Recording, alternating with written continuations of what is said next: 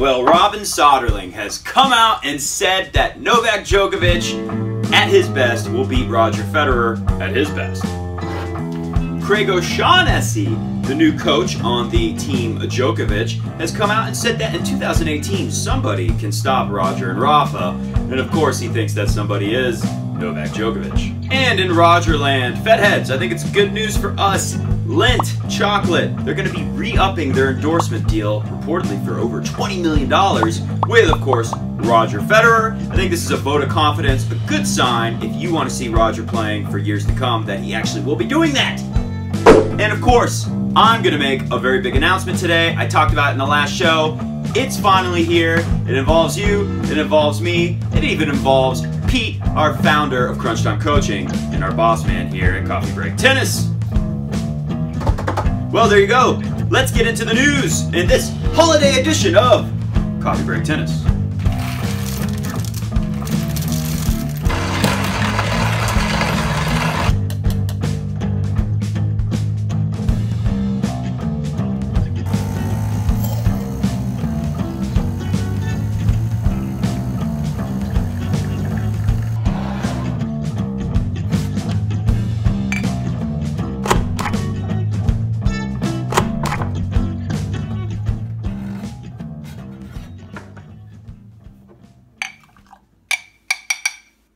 Welcome to the show. I'm your host, Matt Bradshaw. Coffee Break Tennis is the fastest growing tennis talk show on the internet in the world. And of course, it's brought to you by the worldwide leader in online tennis instruction, Crunchtime Coaching. Crunchtime Coaching is this YouTube channel that you're watching this show on right now. And if you're a tennis player, you got to check us out. So click below and subscribe. Hit the little bell so you don't miss notifications. Right now, Pete and I are doing a series on the essentials for becoming a more complete tennis player. All the tools you need to be a more complete, well-rounded tennis player out there. Crunchtime Coaching brings you this show. It's our biggest sponsor. And Crunchtime Coaching is, like I said before, a worldwide leader in online tennis instruction. Tennis players' ultimate resource, a tennis player's best friend. Crunchtime Coaching, we're here to help you have more fun on the tennis court by winning more matches, or heck, at least hitting a prettier looking, better ball. So first up, we got the Forbes article.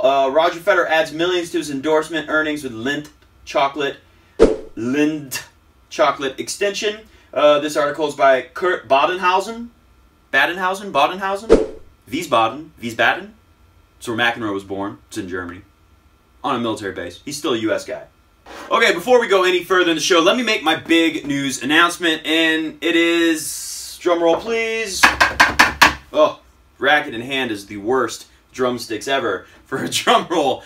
Coffee Break Tennis is going to have its own YouTube channel. I'm very excited about this, and Peter Freeman, founder of Crunchtime Coaching and my business partner, we've known for a while now that this day was going to come where we would best serve your tennis needs.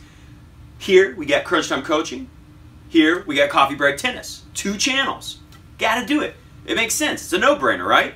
All the pro game coverage and analysis right here at Coffee Break Tennis. The Federer talk, the tennis news, the silly stories from the UK Express over here, and then all the world-class tennis instruction over here at Crunchtime Coaching.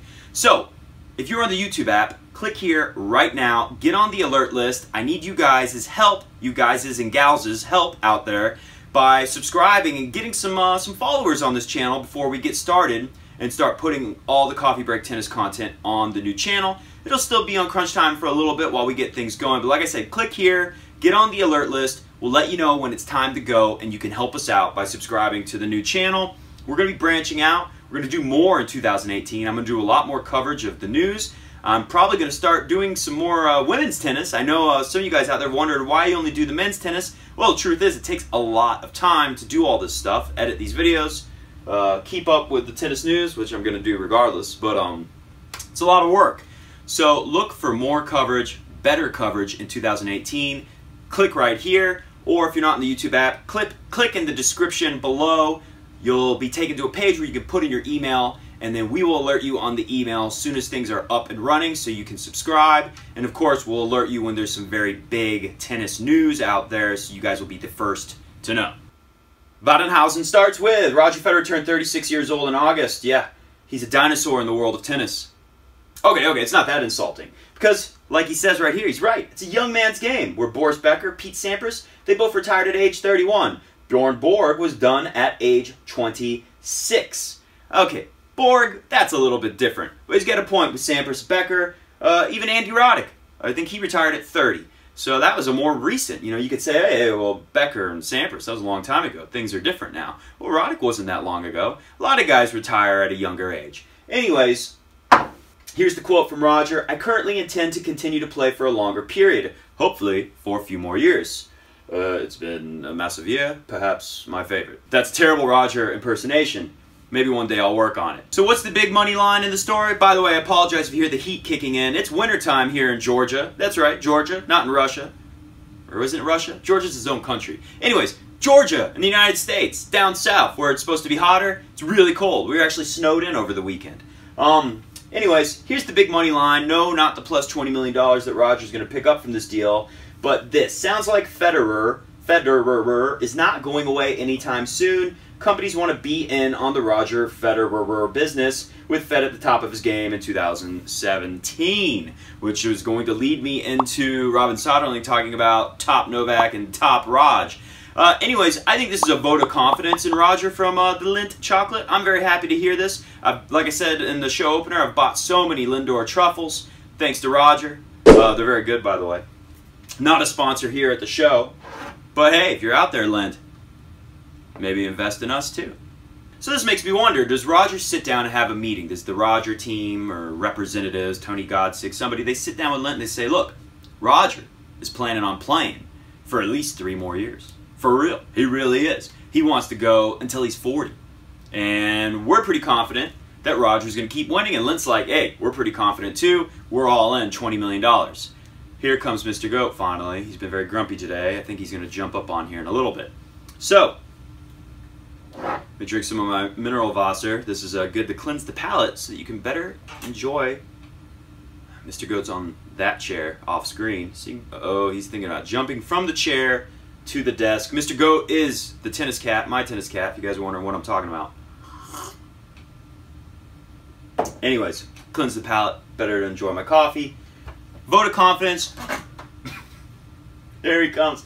This is a vote of confidence. It's a good sign for us Fed fans because Roger clearly is planning on competing at the highest levels and winning, or at least getting really close to winning the biggest tournaments for a few more years. Welcome to the show, Mr. Goat, the tennis cat. This brings me to our next story today.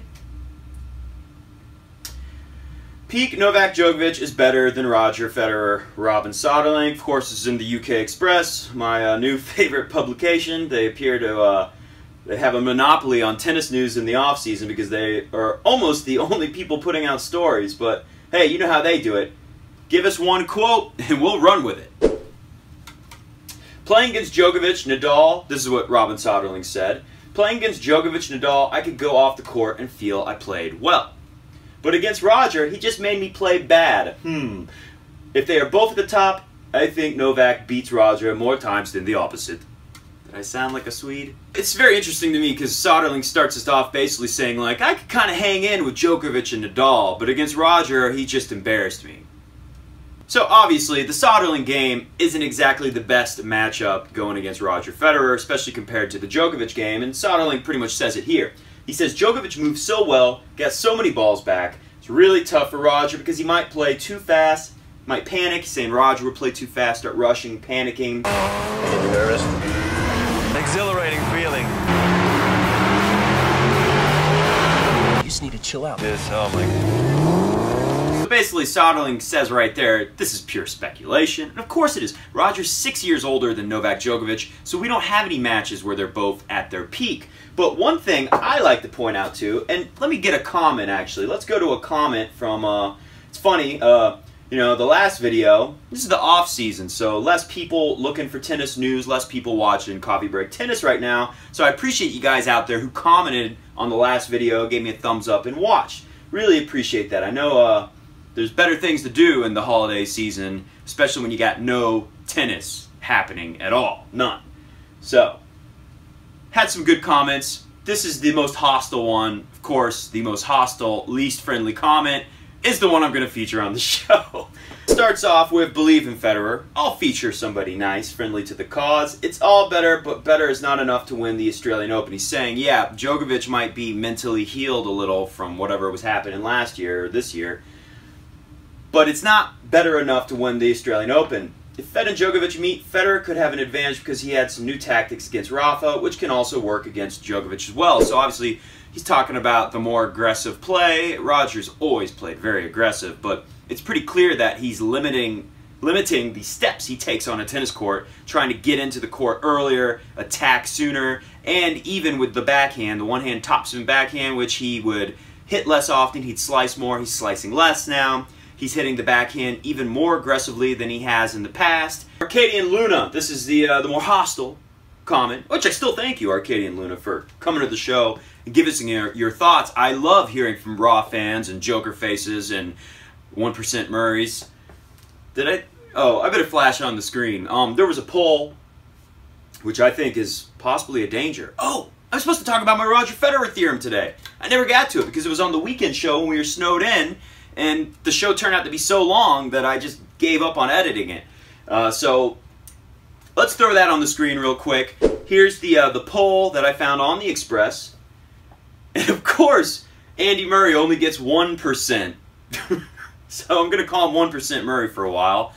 And, oh, I tweeted that too. I thought it was pretty funny tweet. If you guys want to follow me on Twitter, you can always follow me at CoffeeBreak10s, T-E-N-S. Very fun to tweet together, me, you, everyone out there, during the big matches. Like, let's say, if Roger is in the Australian Open final in 2018, that would be a good time for us to all get on Twitter and talk about it. Although it'll be like 3 a.m. Anyways, here, it'll be 3 a.m. here. I don't know where you guys are. So, you see that my Federer theorem, I'm going to make it real quick and simple. If you go through the results of this year, 2017, the biggest losses, not a lot of them. Back gets hurt, Montreal. That's different, injury. But the other ones, they come after Federer has a big win, he goes into a smaller tournament, or not in the case of the Nito Benito ATP World Tour Finals. That's a bigger tournament. He goes into these tournaments as an overwhelming favorite, and that's where he's had his losses in the year. So every loss in 2007 from Roger is either injury-related, the back, I would put that on Montreal and the U.S. Open. He clearly wasn't 100% at the U.S. Open, even though I wanted him so desperately to be and kept looking for signs that he was there, or at least close enough to get there during the tournament. It's going to be hard for him to recover while playing a Grand Slam tournament at 36. So that was a little silly of me, I admit. But anyways, my point is, the other losses are all when Roger goes into a tournament as the overwhelming favorite. It makes me wonder, did we put too much pressure when everyone, the pundits on TV, you guys, the fans, when we all make Roger the overwhelming favorite, I think it makes him just a little nervous in some big moments in matches. So maybe we can chill on that next year. That's my Federer theorem. Of course, Federer is the favorite in the UK Express poll to be #1 at the end of next year. So is it good? Is it bad? I don't know. Federer, if you're watching, don't get nervous. You don't have to win anything. You don't got to prove anything to us. You've done enough. But we would like it if you win. So It's like a race? I hope I win. Back to Arcadian Luna. Fed always has had that backhand. LOL. Okay, clearly the backhand was a little different in 2017. By the way, Arcadian Luna, don't be offended. LOL. Fed always has had that backhand. He just didn't use it that much against Rafa. Do you even remember 2015? The problem was Novak, and that takes me to, yeah, I remember 2015. I remembered Roger winning some matches that year, and this, for Robin Soderling out there, this is peak Novak, right? 2015, one of the best Novak years. But Roger in 2015, no one's going to say he's peak. He's 34 years old. Just look at this 2015. It starts off in Dubai, faster court. Roger thumps Djokovic in straight sets. They go to Indian Wells, slower court. Roger wins the second set in a tiebreak, loses 6-2 in the third, and it's pretty obvious what happened there. The slower court, Novak's able to wear Roger down a little bit. Roger clearly made the big push in the tiebreak in the second set after losing the first set 6-3. Loses 6-2. We go to a clay tournament, Rome, and Novak wins in straight sets. That makes sense. We go to Wimbledon. Novak wins, but still a couple of tie breaks. 4-setter. I remember that match. It was a little disappointing. We thought Roger would be able to win that one, especially after he thumped him in Dubai. We go to Cincinnati in the final. Roger wins in straight sets. We go to the U.S. Open. Everyone remembers that. Novak wins in 4 sets. And then Federer beats Novak again in the ATP World Tour Finals, 7-5, 6-2. Excuse me, in the finals, but not the actual finals of the tournament. In the actual finals, that's the round-robin stage. In the actual finals, Novak wins 6-3, 6-4. You do the math. It's the same amount of games. They basically swapped the same score line. So yeah, Luna, I remember 2015. And like I said, thank you for watching. Thank you for commenting. But I politely disagree with you because 2015 clearly shows that an aging Roger can compete and win against a peak top form Novak. And I don't know if we're going to get a 2015 quality Novak in 2018. This leads me to the next news story we've got here. Again from the Express, where their motto should be, if you got a quote, we got a story. Craig O'Shannessy says, after he was asked, can Djokovic stop Roger and Rafa? Absolutely. Everyone has got their favorite patterns of what they want to do. Remember, Craig O'Shannessy, who, by the way, is a friend of the show. I haven't met him, but Peter, our founder of Crunchtime Coaching, he's met the guy. They're friendly. Friend of the show, Craig O'Shannessy. He's the stats guy. He's got all the stats. He's compiled so much data over the years on all these top players, on all the pro players. So, clearly, everyone has got their favorite patterns of what they want to do. He's saying, I know Federer's patterns, and I'm coaching Djokovic and giving him the strategy he needs to exploit the weaknesses in Roger's game, to get out of those patterns, not let Roger play in those patterns. Roger's one of the greatest servers in the history of the game, but there are other elements. Roger's still got to return. There's still rallies that are going on. He's still going to miss some first serves. But then again, just like Robin Soderling, he says this inflammatory thing, and then he follows it up with a little caveat where he says, one day I'm going to stop correcting it and just keep saying caveat, but I know there's going to be people out there who don't get the joke and just think that I'm an ignoramus. Little carbonated mineral Wasser to cleanse the palate so I can better enjoy the taste of my fresh beans coffee. Here's the line that basically kind of undoes what he just said a little bit. The caveat. There's still times where Roger is untouchable, and that's okay. But there are still times that all opponents will get a chance to get into the service games, and that's where you want to know what part of the court is best to attack, and why, and what to expect, what will be coming back. It's the same as when I was working with Dustin Brown against Nadal. Rafa's got parts of the court where he's not nearly as comfortable. And you know what? The Rafa game can let stuff like that come into it more. Of course, me and Pete, in some of our tennis instruction videos, we talk a lot about how, Rafa hits all that height and spin over the net on the forehand, and the only problem with that is if he's not timing it just right sometimes, the ball can land short and be attackable. The Roger game, unless Roger's just playing bad, it's not as easy to attack. It's not as easy to put Roger in these places in the court where he's uncomfortable. And that's the whole point, Luna, the person who commented earlier about Roger's always had this backhand. The point is, Roger, in 2017, was able to play that section of the court, his backhand wing, much more aggressively, much more success against everybody he came up against, including Rafa Nadal, who he beat several times. Several times. Was it 4 or 5? So let's tie this all together. The comment. The Robin Soderling story, the Craig O'Shannessy story. Roger is playing good right now. Novak is coming off of some serious stuff. Whatever was going on last year, personally, the elbow problems, some kind of crisis of confidence, I don't know. I don't want to speculate too much, but clearly Djokovic wasn't all there mentally to perform at the level that we'd come to expect from him. In 2015, one of his best years, one of Roger's, it's a good year, 2 Grand Slam finals, of course, but, this is Roger at 34, going on 35. Everyone's saying that Roger's on the way out. No one's thinking that 2017 is going to happen. Roger still finds ways to beat Novak in that year. So is Novak going to be as good as he was in 2015 and 2018? I don't know. But I know he's going to have to be at least that good if he's going to have a chance against Roger. And of course, Roger's playing more aggressive than ever, especially with that backhand. It'll be very interesting to see. It's funny, we look at 2017, Novak and Roger never met. In fact, if they do meet at the Aussie Open, it'll be 2 years since they met because their last match, Novak won, I believe, in 4 sets, 2016 Australian Open. So that's it for me, guys, today. You got my Federer theorem. You got the latest silly news out there from Söderling. You got Craig O'Shannessy, who's got a point. You know, he thinks he's got a good plan. He can get the right strategy for Djokovic to beat Roger, and I'm sure he does have the numbers. But even Craig O'Shannessy admitted there are still times where Roger is untouchable, and hey, that's okay. Well, that's it for me. All out of coffee. Don't forget, Coffee Break Tennis is coming out with a new YouTube channel, its own YouTube channel. So click right there to get on the alert list so you don't miss it, and you can be one of the first people to subscribe. I really appreciate that. We're going to need some more subscribers going into the Aussie Open when we start putting a lot of content on that new channel. And also, comment below. Let me know what you guys think about the new channel. Are you excited for this? Let me know if you have any more suggestions for shows I can do for the holiday season. I'm going to do a few more shows. Obviously, I can talk about some different stuff than I normally would because there's no tennis to talk about out there. I'll keep you updated on any news, even though it's pretty slow time in tennis news. Let me know what you think about Craig O'Shannessy, Robin Soderling, the Lindt chocolate extension. Is this really a sign that Roger's going to keep winning majors for a few more years?